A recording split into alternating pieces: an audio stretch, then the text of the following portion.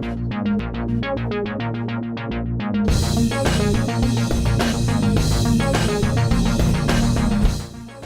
I want to welcome our next guest to the Contractor's Bible. We've got Steve Stokke from Stokke Concrete Cutting. Steve, thank you for being on with us. I really appreciate you making the time. Glad to be here, Alex. Thanks. So Steve and I first met about 2-3 years ago through Kratos. We've stayed in touch over the years, but Steve's another guy who's come on our show that I had no clue about his very different but very unique background until right before we started this meeting. So I'm very excited to dig into that. Steve, Stokke Concrete Cutting was established in 1989 by Steve's dad. But in 2003, after 18 years as a microbiologist, that's right, microbiologist, Steve started working for the family business and eventually purchased the company a few years later. I'm really excited to jump into that because microbiology to concrete cutting, and even before this, we talked about some architecture and engineering. I have an engineering background as well, so this will be a fantastic conversation. I'm looking forward to it. So thanks, Steve. You bet. So went to college, decided to go into architecture and then engineering. And how did we end up into microbiology? Well, it was an interesting trail, really. So architecture, I wanted to be an architectural engineer specifically. So I started in a straight architecture program. And it was a good program. I enjoyed it, but the art side of it was not necessarily, I'm more of a nuts and bolts kind of guy. So I thought, well, okay, I'm probably better suited to go into engineering. So I started down that path with my mindset of probably going into something like structural engineering or environmental engineering. And as I was going down that path, I started taking some science classes, and I took a microbiology 101 class. And it just opened up a whole new world to me. It took me into fermentation, industrial fermentation processes, and it took me into the medical field, and it took me down different aspects of DNA where PCR came from. So polymerase chain reaction. So that really caught my fancy, and it fit in with the environmental engineering side of things. So as I delved into that with an idea of possibly getting into industrial fermentation primarily, I came out of the other end with a biochemistry degree, a micro degree, and I was a bacteriologist. So I started in on that and I worked as a veterinary bacteriologist then for 18 years. I started in that lab and worked my way up to eventually running the lab. So that's kind of how that story went. It's amazing. So everything that's going on in the world around us with this COVID pandemic must be right in your wheelhouse with the microbiology and how it all reacts and everything surrounding all of that. Definitely. It's been very interesting to watch it unfold and dig into the papers and read what's going on. I still keep kind of a hand in that field. I've got friends that are still working in it, of course. So, it's been interesting. I've even written a couple papers and sent them out just to help people along early on when we were talking about should you wear a mask, should you wash your hands, all those simple things that, most of us didn't know too much about, just simple hand sanitizing. So how to make your own hand sanitizer. I did that early on just because, it helped my employees, helped friends and people that I knew to kind of navigate these waters and stay safe. It's amazing. So what brought you back? I mean, I grew up in a family business as well. So what brought you back to the family business in 2013? Oh, well, so in 2012, the business was clicking along pretty good. I had a brother who was involved in it, and he had an accident. We lost him. So that was a tough time, pretty close. He was my younger brother. But as well, we had a plan kind of already in motion where I was going to leave the lab in a few years and start another branch of our company in another town where I currently live. So with that on the table, we just lost him. My dad at the time was 75. He was still cutting concrete. At 75, he'd still go out and do a job from time to time. But he was at that point where he was a gentleman concrete cutter, really. And we sat down, talked things over. Were we just going to shutter the business? Would we sell it outright? How are we going to handle that? And at that time, it was my folks' business. So when I say we, really consulting with my mom and dad and helping them work through the recent loss, plus the business end of it, what to do with this business they built. And ultimately what it came down to was we decided I'd just come on board as an employee, work in the business, manage it, and we'd figure it out. We'd let the dust settle, give it a year, 18 months to kind of settle.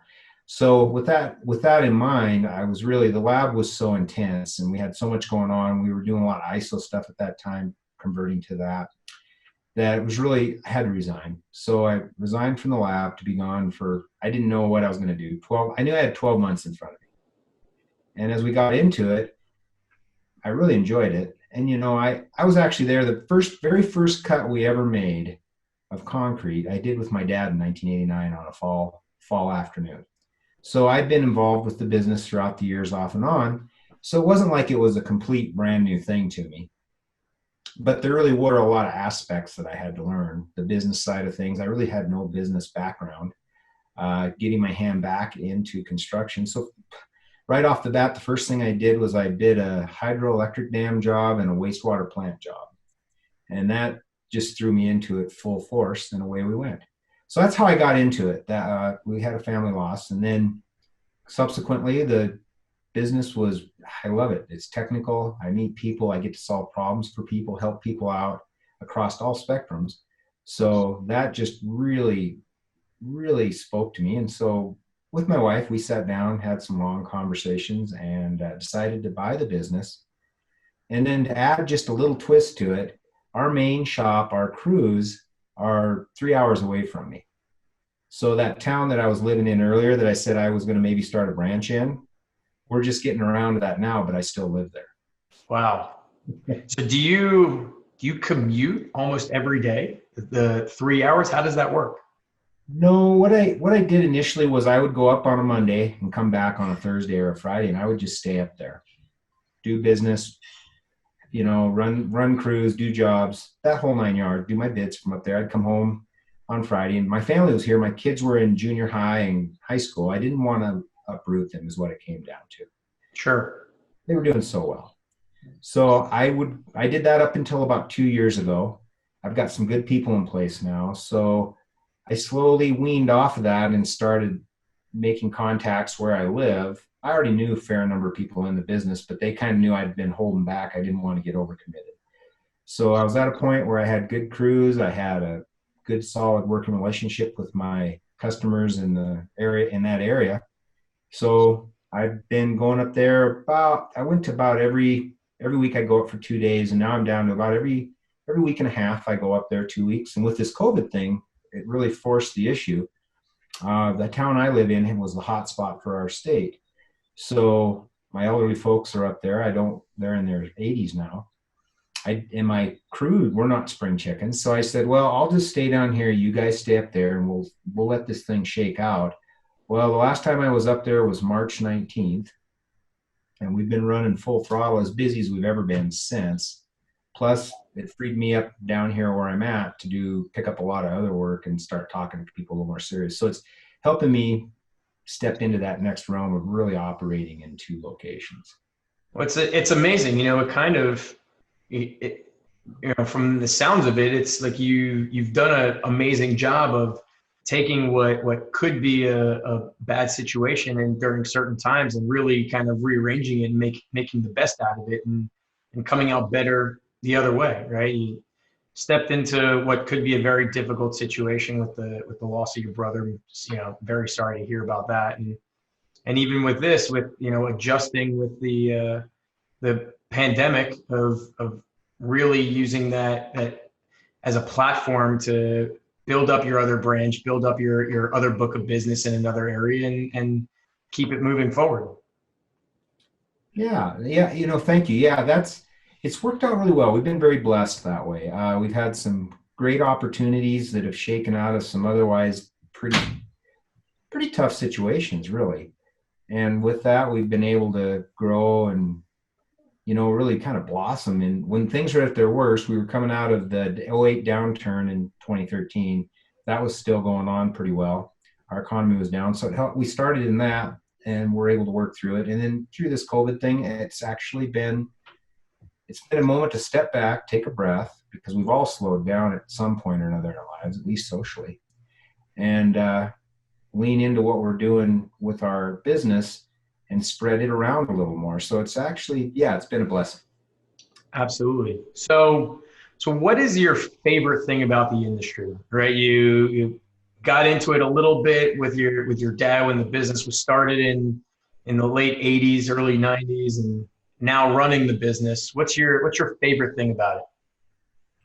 Oh my, there's several, but I gotta say, I came from a public service oriented job where really the customers were our focus, and we took care of the entire livestock industry of Montana.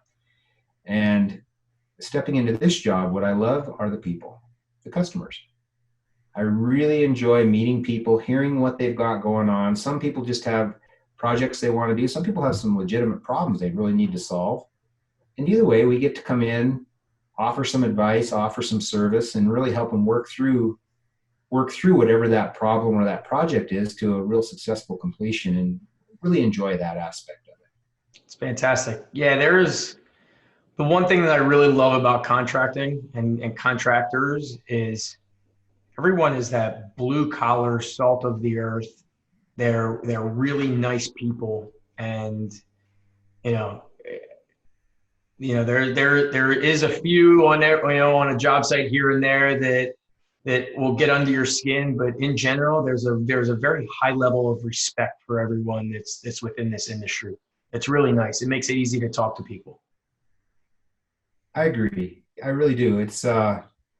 I've been really impressed with the professionalism and the people I've met up and down the ranks. From, you get a laborer who's brand new on the job down in a trench with you, just working with you all day. That guy is a salt of the earth, like you say, and he works with you, and you kind of become friends down there. You get to know them, learn a little bit about their family as you're working along. At the same time, you're dealing with the project manager, maybe the owner of the company at the other end of the spectrum. Solid people who are just trying to do the same thing I'm trying to do, which is grow a business and do a good job for their customers. It's really, Absolutely. yes. So what is, concrete cutting?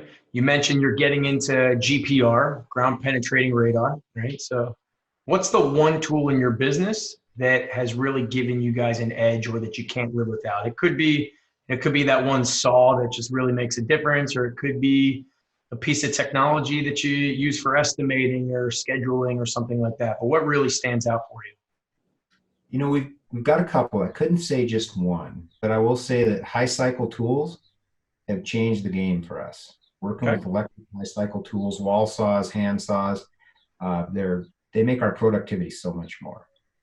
And then, interestingly enough, you're going to love this, but we bought that little Sherpa from you a couple of years ago. It was just on a job today. The guys hardly want to leave the shop without it because we do so much with that tool. It allows one guy to go out and do five guys' job in one day. And I think my favorite story with that, when we first bought it, I was taking about 80 feet of 10-inch wall down underneath of a house. So we're deep underneath of this house, and they're taking out the entire stretch of a foundation wall because they've expanded the house out. So we had about somewhere on the order of 50,000 pounds of concrete to move out of there in small blocks because they had to go right out the door.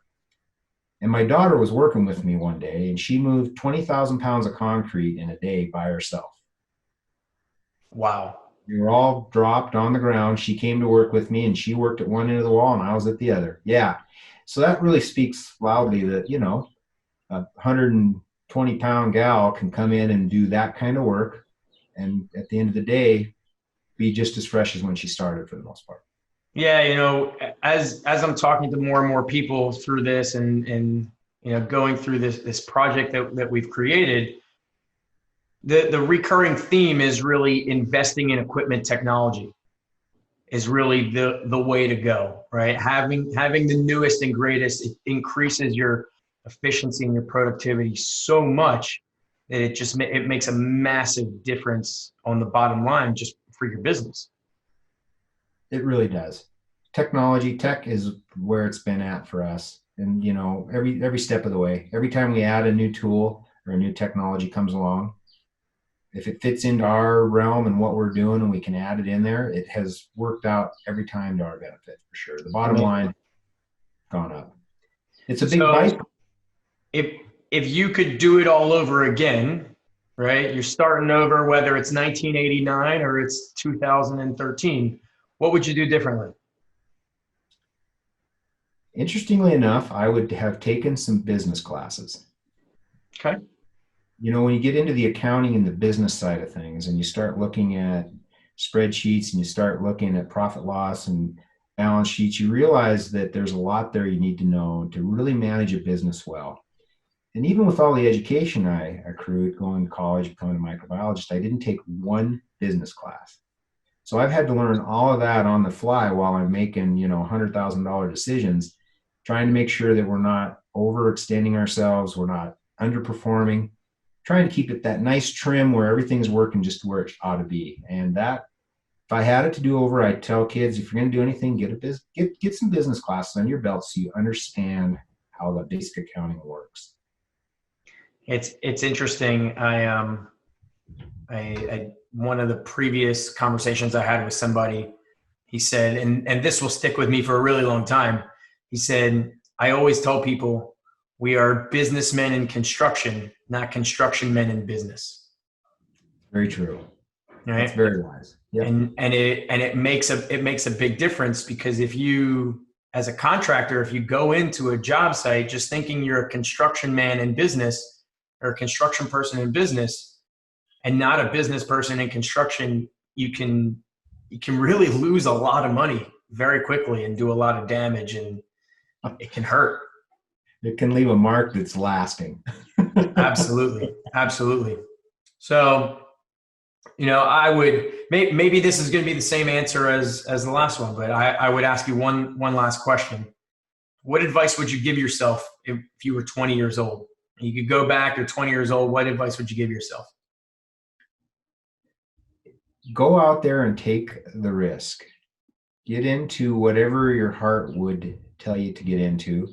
And you may make it through or you may get kicked around a little bit, but you're going to learn either way, and follow that. All along, I loved microbiology. I loved the science side of things. But the reality of it is, the whole time I was doing that, I had family and friends telling me I needed to get back out and get going in business or doing something on that side of things. But I was comfortable where I was at. My family was comfortable. I would say, get out there, and if you've got an idea, follow it. Absolutely. I could not agree with you more. I think that's what makes our country great. We live in the US, and it really is what makes it great, is that you can go and you can try and start something, and there really isn't anything that's really holding you back. The country is made with people that have made it on nothing, and you go out with, there's plenty of guys that are out there that start with a handsaw and a pickup truck, and they're going at it, and they continue to work hard, and they build it until they get to the next job, and they make it happen. So it's amazing. Well, Steve, thank you so much for taking the time. I really appreciate it. This was fantastic. I hope you enjoyed it. Thank you for sharing your stories. And I appreciate you making time to come on the Contractor's Bible. Thank you very much. Well, absolutely. Thank you for having me, Alex. Yeah, absolutely. Really